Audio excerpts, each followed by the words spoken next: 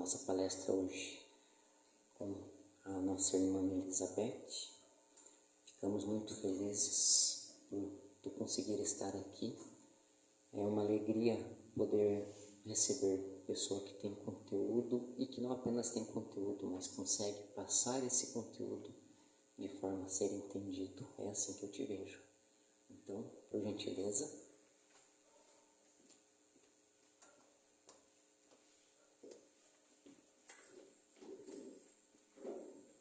Obrigada. Boa tarde. Hoje nós estávamos com um grupo antes de vocês, de trabalhadores, estudando, né? Eles vão estudar novamente o mesmo assunto, porque é um assunto que mais nós estudamos, mais nós... Oi, Sandra, tudo bom? Vou cumprimentar todos vocês, às vezes faz tempo que tudo bom. Agora estou vendo vocês aqui.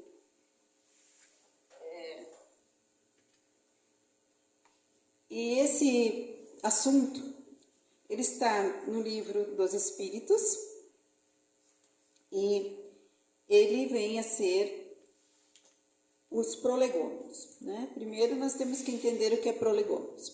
Um livro, quando nós vamos comprar um livro, ele tem, inicialmente ele tem lá o sumário, que tem o número dos capítulos, a página, depois ele tem a introdução. A introdução ela é escrita por quem escreveu o livro, depois ele tem o prefácio. O prefácio é a apresentação do livro por alguém que dá credibilidade ao livro.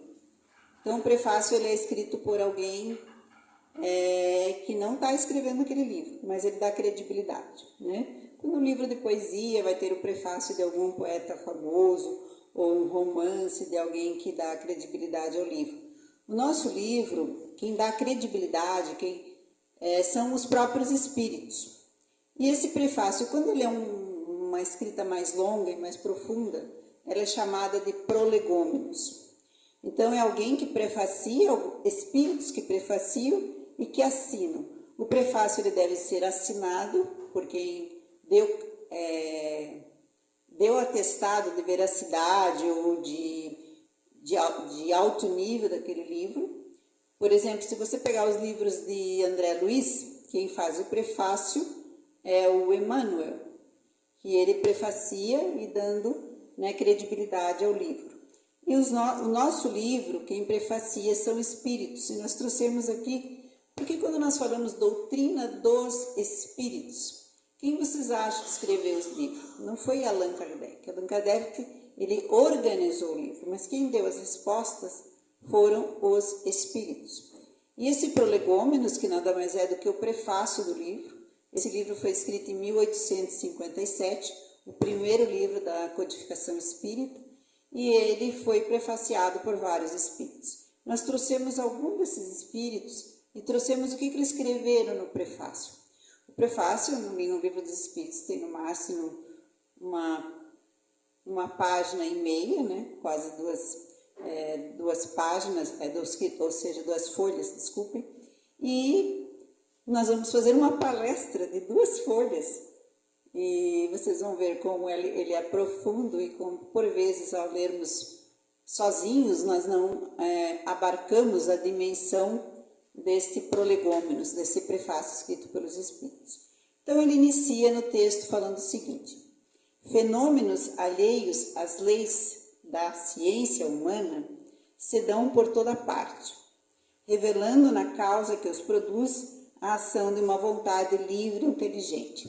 Ou seja, fenômenos alheios às leis da ciência humana.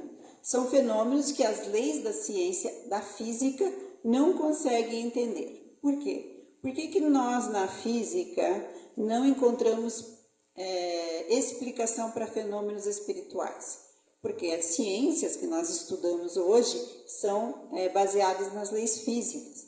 São feitas hipóteses, são feitos testes para que aquele fenômeno possa ser explicado. E assim é feito com vacinas, assim é feito com todos os testes que queremos provar na ciência, desde os astros até do macro ao microcosmos. E as experiências que nós temos nas leis físicas da física ou da química, ou da biologia, não consegue explicar os fenômenos espirituais. Porque a ciência que explica os fenômenos espirituais chama-se ciência espiritual. Então, por isso que ele fala assim, fenômenos alheios às leis da ciência humana. Não é a ciência dos homens que vai explicar os fenômenos do espiritismo. Se dão por toda parte, ou seja, acontece em todos os lugares, em todas as épocas. Revelando na causa que as produz, existe uma causa, algo causou aquela situação. A ação de uma vontade livre e inteligente, ou seja, uma ação livre que tem liberdade para agir e ela tem um propósito inteligente. Então, lembrando aqui, como que começou a doutrina dos espíritos? Começou lá quando as mesas giravam na Europa inteira, na França, na Alemanha, na Suécia, na Inglaterra, nos Estados Unidos tinha batida nas paredes, com as irmãs Fox, que eram duas médiuns, e começaram a ter batidas, elas começaram a interpretar e viram que era um caixeiro viajante que tinha morrido e ele foi enterrado naquela casa e ele precisava avisar que o corpo dele estava enterrado lá.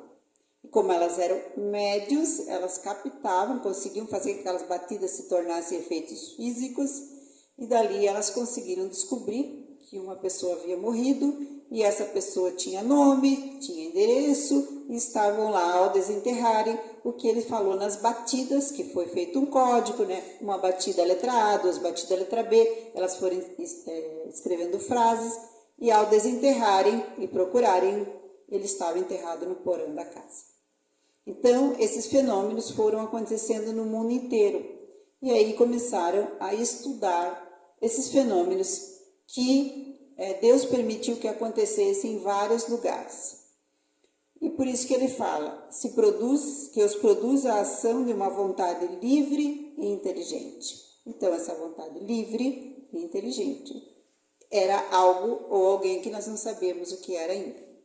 A razão diz que um efeito inteligente, por exemplo, para eu ter um efeito inteligente, há de ter como causa uma força inteligente. Os fatos vão provado que essa força é capaz de entrar em comunicação com os homens por meio de sinais materiais. Então, se eu tenho um efeito inteligente, lembrando das batidas, alguém provocou aquele efeito, uma causa inteligente, alguém fez uma força naquela parede, alguém moveu aquelas mesas por um objetivo. E essa força, ela tinha uma condição, né, como entrou lá na Casa Irmãs Fox, em Hydesville, nos Estados Unidos, entrou em várias cidades do mundo com comunicação com os homens por meio de sinais materiais. Então, chamava-se tiptologia, quando as batidas, chama tip, né? Tip. Tip é uma palavra em inglês que você tiptoe, né? Andar na ponta dos pés. Toe é dedo, ponta é tip, então tiptoe. E tiptologia é batida. Então, por batidas se recebiam comunicações do mundo espiritual. Isso são hoje conhecidos, né, pelo livro dos Médiuns, efeitos, comunicação de efeitos físicos, né? Mas tem uma força inteligente. Alguém dá uma razão para que aquelas batidas formem palavras ou formem sentenças até. E depois foi se aprimorando pela psicografia, psicofonia, né, que o médium fala, o espírito fala através do médium, enfim, de tantas outras mediunidades existentes estudadas. Então, isso acontecia na Europa e era interessante, como hoje falávamos no estudo, as pessoas iam a festas e lá as mesas subiam, rodavam, batiam, se comunicavam e o Allan Kardec foi falado disso, claro que como um pedagogo, um cientista, um homem que falava 6 a 7 línguas, falava holandês, francês, inglês, italiano, alemão. O que ele falou? Eu não vou nisso aí, isso é coisa de gente que não tem o que fazer, né? Falaram, não, existem comunicações. E ele, ele não foi nem por curiosidade, ele foi para dizer que aquilo era uma ilusão, era uma mentira. Ele foi para provar que aquilo não era verdade. E ao tentar provar que não era verdade, porque ele, por incrível que pareça, o Allan Kardec, quando ele foi morar na França, ele fez estudo lá na Suíça, né, em Yverdon, ele era de Lyon, nasceu em Lyon, na França, o pai dele era juiz, e ele foi estudar em Yverdon com Pestalozzi, né, que era um grande pedagogo, criador de uma grande técnica de ensino, né, mais por fazer do que por falar. Então, o Pestalozzi ensinava fabricando coisas, as crianças fabricando, fazendo, né, sabiam fazer algo, não só estudar algo. Então, essa técnica, ela encantou muito o Allan Kardec. E ele foi lá para Yverdon, na Suíça. Com 15 anos, ele já era substituto de Pestalozzi. Pestalozzi ia aos institutos, inaugurar outros institutos na própria Europa, e o Allan Kardec já o substituía. Só que ele tinha o sonho de abrir um instituto também em Paris. E ele tinha um professor, um tio dele, que falou, venha, eu tenho condições, você vai abrir uma escola aqui em Paris. E ele saiu e voltou para Paris, e aí começou a acontecer esses fenômenos. Só que aconteceu o seguinte, esse professor dele, esse tio dele, né, que eu acho que não tem na família de ninguém aqui, ele não era uma pessoa muito séria, e ele quebrou o instituto, né, o liceu que o Allan Kardec inaugurou com ele.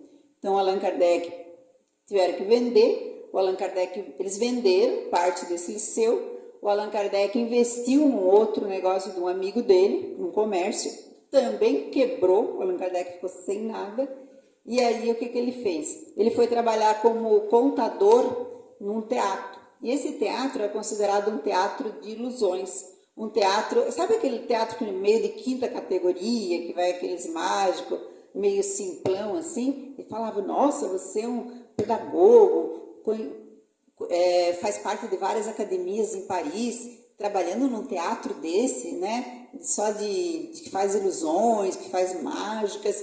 Não era uma coisa muito bem quista na época, mas era, ele tinha. Só que lá ele começou a ver tudo que era ilusão, tudo que era mentira, tudo que era enganação. Então ele tinha com ele que esses fenômenos, eles não eram sérios. Ele já tinha aquela ideia pré-concebida. Então ele foi estudar. E ao ver e ao ter contato com isso, ele viu que realmente não era uma brincadeira. Era algo permitido pelos espíritos para... Ali começou-se a formar o bojo da doutrina espírita, né? Ao mais estudar para provar que não existia, ele descobriu que existiam comunicações, e eles depois, ele também começou a codificar a doutrina espírita. Ela começou assim, como para provar que não existia, né? E aí ele virava a cabeça de ponta cabeça, chegava aqui, pegava a mesa, pegava a cadeira, desmontava, quebrava. Ele não achava nada lá dentro, não achava nenhum equipamento que pudesse estar movimentando. Ele desmontava as mesas ele pesquisava, ele agiu como um pesquisador. Então, essa doutrina, né, que o Allan Kardec estava descobrindo, continua lá no prefácio escrito por esses espíritos. Interrogada acerca da sua natureza, né, a natureza, como começou essa força, declarou pertencer ao mundo dos seres espirituais. Então, quando Allan Kardec perguntou, e depois até através de médiuns, que não precisava mais só das mesas também, mas através dos médiuns que já recebiam essas orientações, eles falaram, não, nós estamos fazendo isso com as mesas para te chamar a atenção, para você ver que nós existimos. E não eram os espíritos superiores, eram espíritos de efeitos, que faziam efeitos físicos, se não são tão superiores, porque eles têm uma força mediúnica, eles têm uma energia que os espíritos superiores, por vezes, não conseguem, porque eles são muito sutis, eles utilizam espíritos mais grosseiros, que se misturam ao fluido do médium, a energia que o médium tem, e essas duas energias atuavam e elas retiravam a força de gravidade e faziam com que aquilo subisse. Então, existia toda uma explicação da ciência espiritual, né? E aí, essas interrogações feitas, está escrito lá no Prolegômenos, falou então que esses espíritos eram nada mais do que pessoas que já haviam morrido e que agora eram homens que agora eram espíritos. Nada mais do que isso. Assim, então, foi revelada a doutrina dos espíritos. Por isso que nós não podemos, eu vou lá na doutrina de Allan Kardec. Não, é doutrina dos espíritos. O Allan Kardec só codificou, organizou. Ele não criou a doutrina. Ele já havia cadernos e cadernos escritos por outras pessoas que também já tinham conversado com vários espíritos. Aí ele começou a descobrir algumas casas que tinham os médiuns, que tinham pessoas que se comunicavam com os espíritos, e isso não começou com Allan Kardec. Já existia na época de Moisés. Moisés era um grande médium. Como que Moisés movimentou o Mar Vermelho? Como que Moisés transformou um bastão numa cobra? São todos efeitos mediúnicos. A força mediúnica de Moisés era enorme. Como que foi escrito os 10 mandamentos? Ele chegou, subiu num monte, ele orou e quando ele pegou a tábua estava tudo escrito. Chama-se escrita direta, não tem nem a atuação da caneta, nem do lápis, nem de uma pedra que ele podia estar esculpido. Estava lá pronto. Então ele era um grande médium. Então isso sempre teve na humanidade. Mas o Allan Kardec, quando começou a dar aquele auê, foi para chamar a atenção dele, para ele formar essa doutrina. Então foi assim que foi revelada a doutrina dos espíritos. Foi uma revelação para nós, né? E ele, como falamos aqui, ele não aceitou. E depois ele era um professor muito famoso. O nome dele era Hippolyte Léon Denisard Rivard. Lá na França, na Europa, eles chamam as pessoas pelo sobrenome. Então, geralmente chamavam ele de Denisard, professor Denisard. Às vezes, os mais íntimos era professor Rivard. Só que como ele era uma pessoa muito influente, qualquer coisa que ele escrevesse, as pessoas iam acreditar. Então, o que ele falou? Algum espírito uma vez falou para ele que ele tinha sido um monge, né? Uma pessoa assim muito importante na religião hinduísta, que era uma religião bem antiga, e naquela época ele tinha sido, o nome dele era Allan Kardec. Então ele não usou o nome dele, que já era um nome de muita influência no meio da sociedade espírita, da sociedade parisiense, como por exemplo, Academia de Letras, Academia de Ciência. Falou, não vou usar meu nome, porque vão dizer que eu estou usando meu nome, eu vou usar o nome Allan Kardec. E aí, desde então, tudo que se referia ao espiritismo, ele usou o seu pseudônimo Allan Kardec. E as comunicações, continuam lá nesse prefácio, né, chamado Prolegômenos, entre o mundo espírita e o mundo corpóreo estão na ordem natural das coisas e não constituem fato sobrenatural. Gente, o espiritismo não é uma ciência sobrenatural. O espiritismo é uma ciência natural, que vem de Deus. Ele não está rompendo nenhuma lei da natureza. Não é porque eu não conheço a lei que ele é contra a lei. Eu só não conheço como explicá-la ainda. Nós já temos a explicação. Allan Kardec está no livro dos médiuns, como se movimenta, como que se dá esses processos. Então, nós vamos estudar que tem pessoas que têm esses fluidos, que são os médiuns, misturado aos fluidos, ou seja, energia dos espíritos encarnados ou desencarnados, né? Que conseguem captar essas informações e nos passar. Então, você há de ter essas energias. Todos somos médios, só que tem níveis de mediunidade, né? Os médios ostensivos geralmente são os que trabalham mais nas casas espíritas, porque eles conseguem se conectar melhor com os espíritos e nos passar as mensagens. E o Allan Kardec, então, como é que ele fez o livro dos espíritos?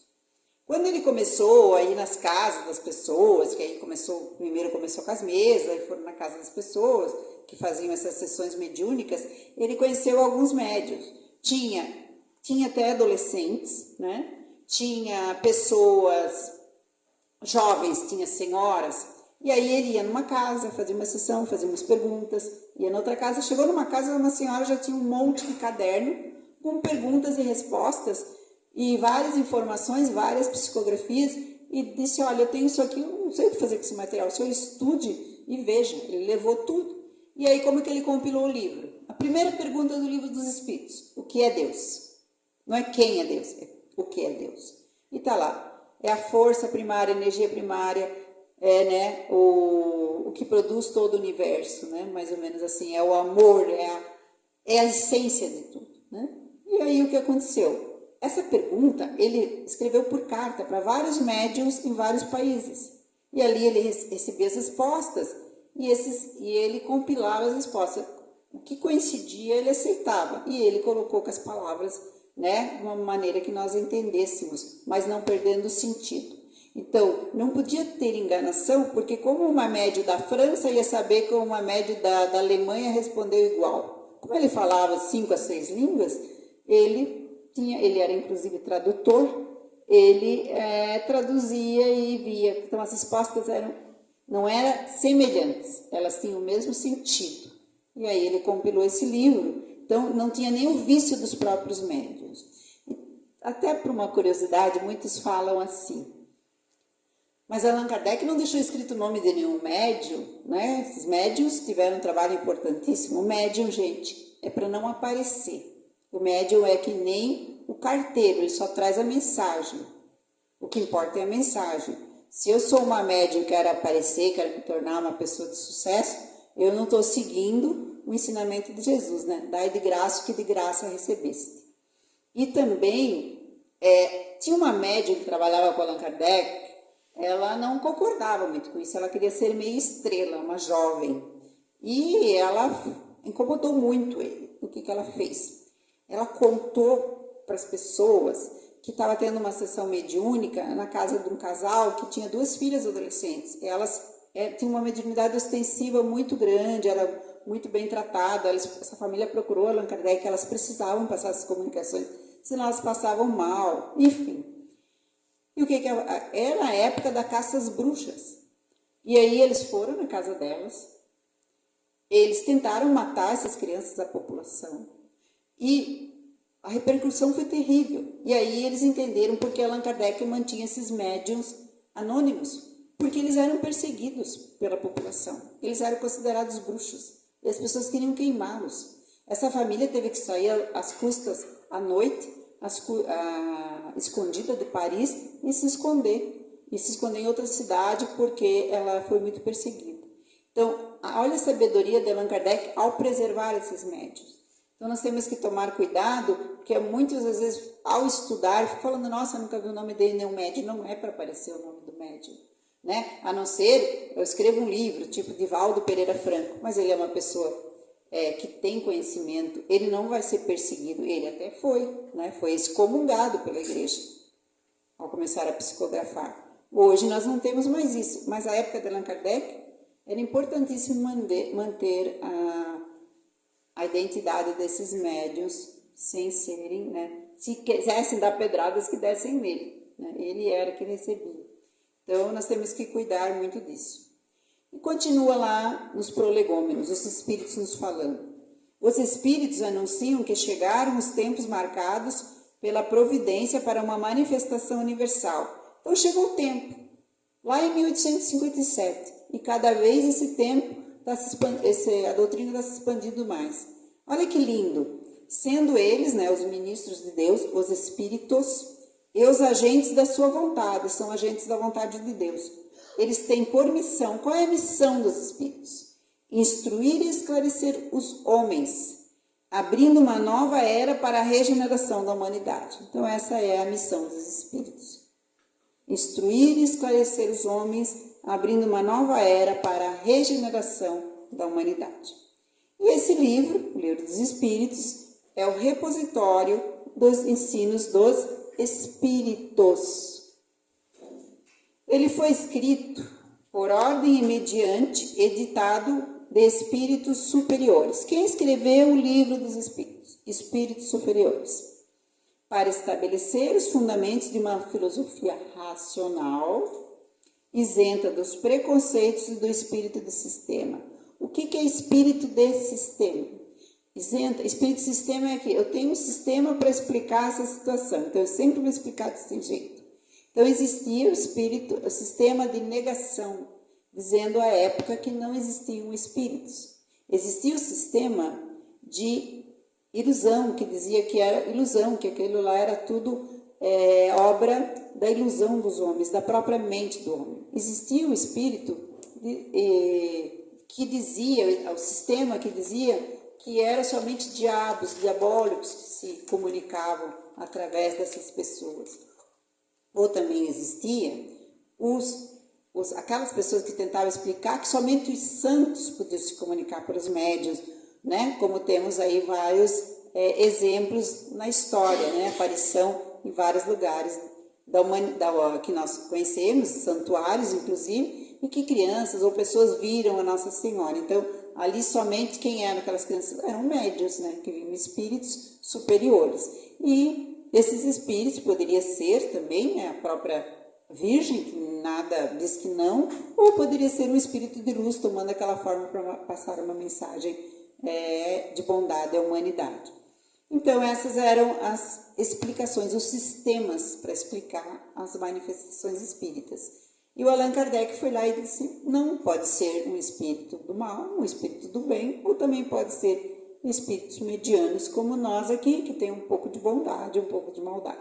Então, a doutrina dos espíritos diz que todos podem se comunicar, independente do seu nível evolutivo. Então, ali quebrou o paradigma, né? Nós temos medo, se comunicar, ele não é do mal, ou só o do bem se comunica. Não, todos podem se comunicar.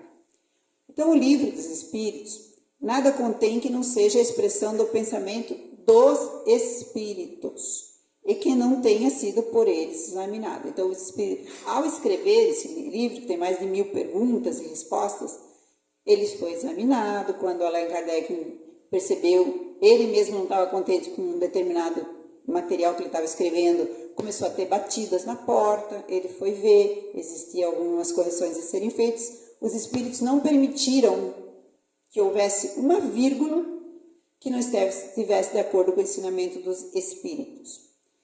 Mas o que Allan Kardec fez? Ele ordenou o livro e distribuiu as perguntas de maneira metodológica. Então, o livro ele é dividido, né, em leis morais, a vida no mundo espiritual, tecnicamente dividido. E dali, cada parte do livro sai como se fosse uma árvore, sai uma sequência que, por exemplo, o Evangelho segundo o Espiritismo vai explicar as leis morais, né? A Gênese vai explicar a ciência espírita, né? E assim, os livros que vieram depois pega o tronco do livro dos Espíritos e explica com mais profundidade aquela parte. O livro dos médiuns, quando ele fala sobre mediunidade no livro dos Espíritos. E assim, é uma doutrina muito racional e muito tecnicamente bem montada, né? E quem são esses espíritos? Quem são? Quem que escreveu esse livro? Muitos viveram e nós conhecemos, vamos citar alguns deles. Outros são desconhecidos, mas também têm a mesma virtude e o mesmo objetivo também desses espíritos conhecidos, que eram espíritos anônimos do bem que não conhecíamos.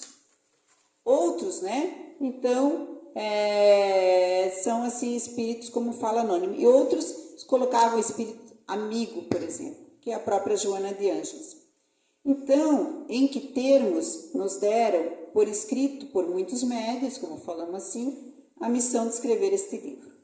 E o que os espíritos falaram para Allan Kardec? Ocupa-te cheio de zelo e perseverança do trabalho que empreendeste, com o nosso concurso, pois esse trabalho é nosso, é dos espíritos. Por isso que é doutrina espírita, é livro dos espíritos.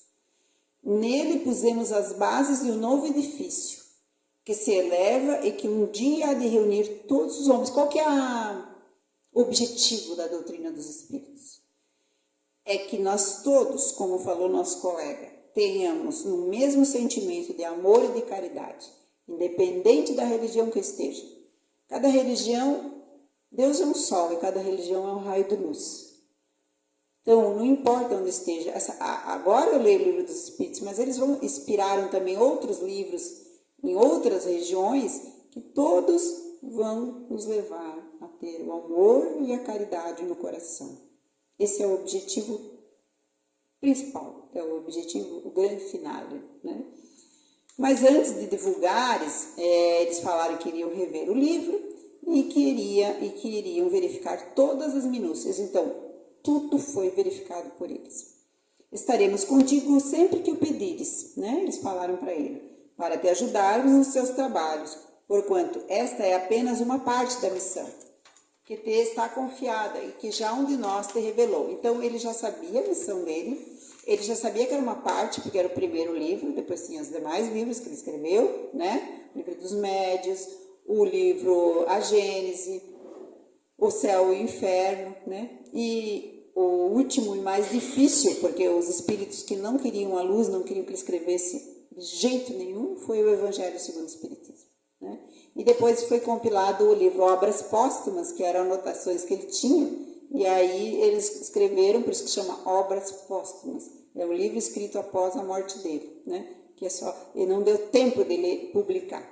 Então eles anotaram, é um livro belíssimo também. Entre os ensinos que te são dados, alguns há que deves guardar para ti somente até a nova ordem. Claro que ele não ia passar tudo para nós, alguns ensinamentos poderiam até nos assustar, né? Outros nos deixar orgulhosos, então ele precisava saber mais do que nós, né? Então eles continuaram no prolegômenos, no prefácio. Aí se acham reunidos todos os princípios materiais que melhor podem representar o corpo e o espírito. Desculpa, esqueci de falar para vocês.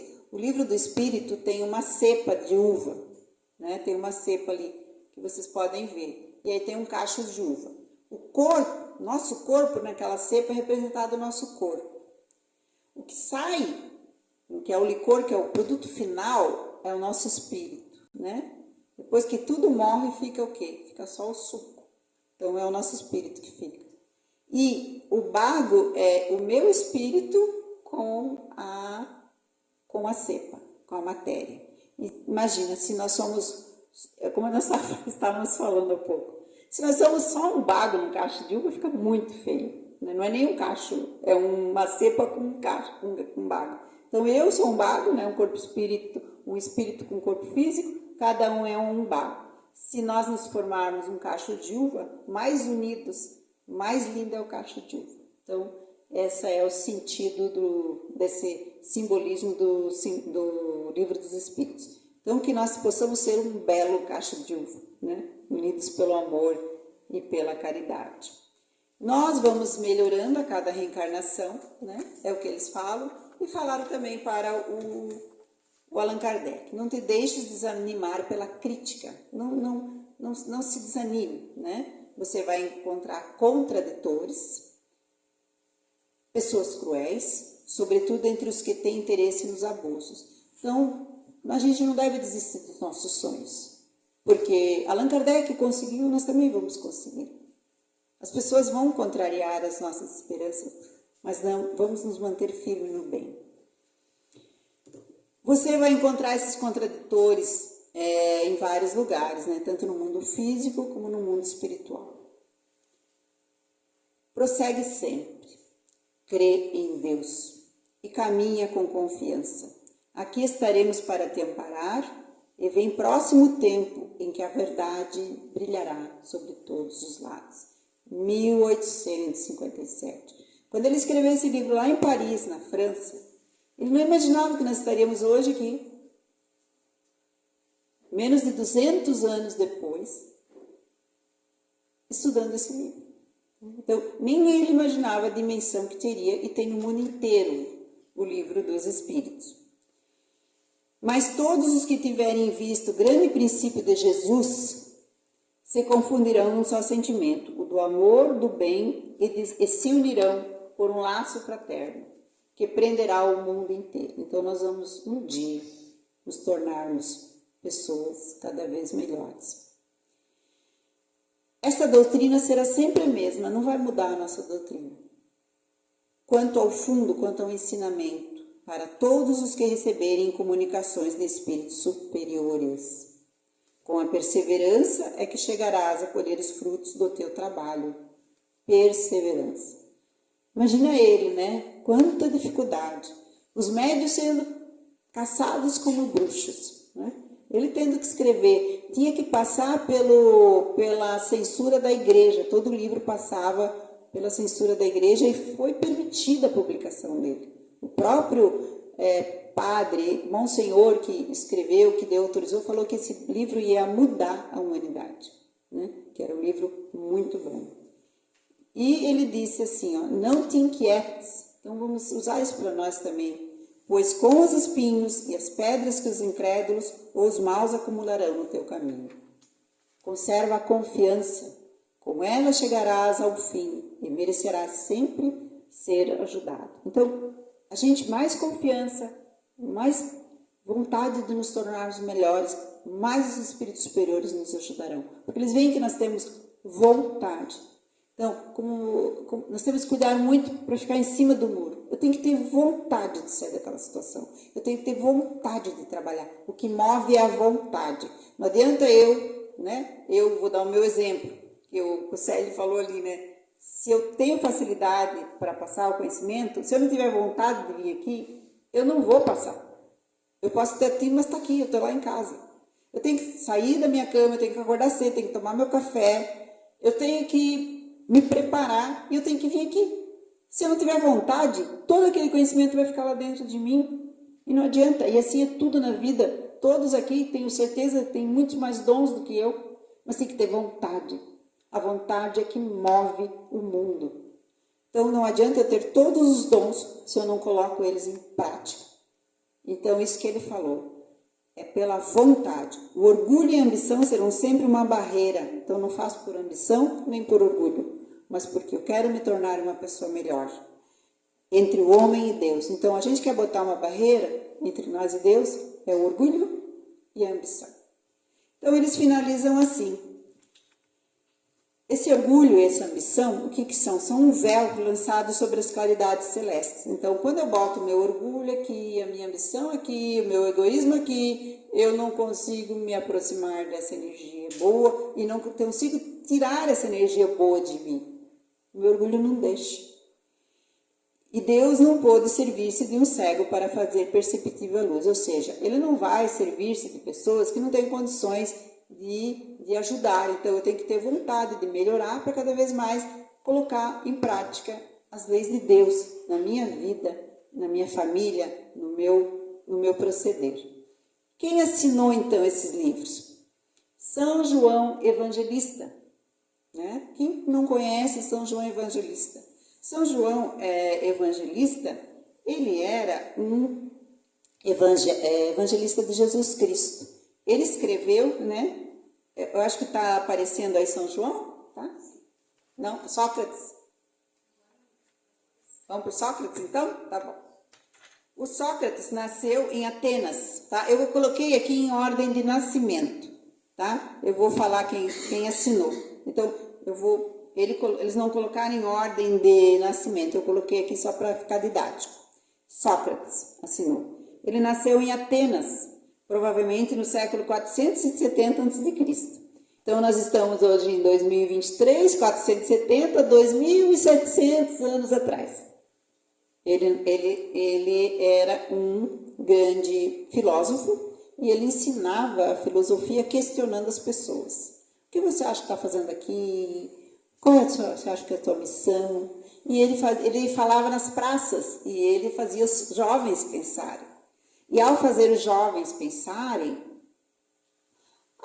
como fala hoje o establishment, as pessoas, os poderosos não gostaram muito. E aí ele transmitia então o seu conhecimento pelo diálogo. E então, através da palavra, o filósofo tentava levar o conhecimento sobre as coisas do mundo e do ser humano. Seus primeiros estudos e pensamentos discorrem sobre a essência da natureza da alma. Questionava as pessoas, como que você acha, né, que é o teu ser? Como que você se vê? O que você acha do amor, da raiva? Né? Que questionava. E era considerado pelos contemporâneos um dos homens mais sábios e inteligentes da humanidade. E ele tem a célebre frase: conhece-te a ti mesmo e conhecerás o universo de Deus. O início da sabedoria é a admissão da própria ignorância, né? Só sei que nada sei. E ele, claro, por estimular as pessoas a pensarem, a saírem de dentro da própria caverna, ele foi preso e foi morto com um cálice de cicuta, né? Foi envenenado pelos poderosos da época, porque ele falaram que ele corrompia as pessoas, para ele fazer as pessoas pensar. Então ele era considerado os grandes sábios da humanidade. O Platão, ele foi aluno de Sócrates, discípulo de Sócrates. Então, o Sócrates é comparado a Jesus por um motivo, porque Jesus não escreveu nada e Sócrates também não. Quem escreveu foi o Platão, que já é um pouco mais jovem de Sócrates, né? Mais ou menos ali de 427 a.C. Ele nasceu e morreu em 347 a.C. Ele já é de Atenas, é um homem mais forte, por isso que é chamado Platão, porque ele tem um ombrão, um platô aqui. Ele é tipo atlético, de uma família rica, família nobre, e sua filosofia é baseada na teoria de que o mundo que percebemos com os nossos sentidos é um mundo ilusório e confuso. Então, aquilo que eu vejo é o contrário do que se fala, né?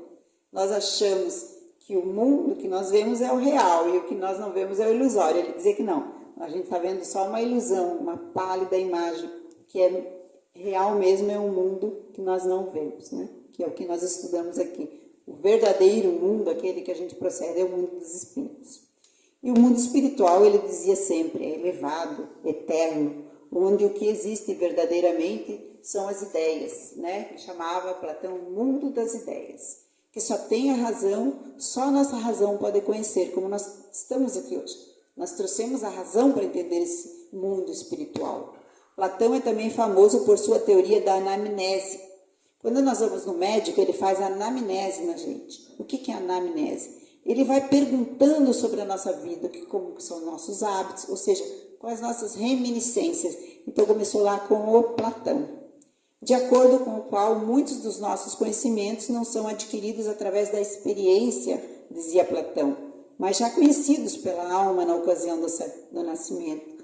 Aí já vem uma doutrina reencarnacionista, né? Eu trago conhecimentos de outras vidas, uma vez que a experiência serve apenas para ativar a memória, ele dizia. Então, o que eu estou passando hoje, eu estou ativando a minha memória de algo que eu já passei em outras vidas, em outras experiências, por isso que cada vez vou fazer melhor aquilo que eu já faço hoje. O São João, né? Vamos aí em ordem cronológica. São João Evangelista, o apóstolo João. Ele foi um dos 12 apóstolos de Jesus, e além do Evangelho, nós sabemos que João também escreveu as 3 epístolas de João e o livro Apocalipse, que é um livro de difícil entendimento, mas que é muito, muito rico em informação. Depois, né, seguindo um pouco mais adiante, já o João Evangelista, à época de Jesus, 430 anos depois, nasceu Santo Agostinho de Hipona. É um doutor da igreja, e ele foi um importante bispo cristão e teólogo. Ele nasceu na região norte da África, em 354, e morreu em 430. E olha o que ele falava já naquela época. Milagres não são contrários à natureza. Sabemos que, né, Jesus sempre dizia, a tua fé te curou. Não é contrário à natureza. É uma força da natureza que nós todos podemos acionar com a nossa fé e com a ajuda dos espíritos superiores. Mas apenas são contrários ao que entendemos sobre a natureza, porque nós não entendemos tudo sobre a natureza, por isso que a gente acha que é contra a força da natureza. Na verdade, não é, nós só não entendemos. São Luís, o São Luís, ele era o mentor, né, o mentor superior da sociedade espírita, que era a sociedade formada também nos estudos psicológicos espíritas lá de Allan Kardec, em Paris. E ele era o Luís IX, ele adquiriu renome como soberano imparcial, ele foi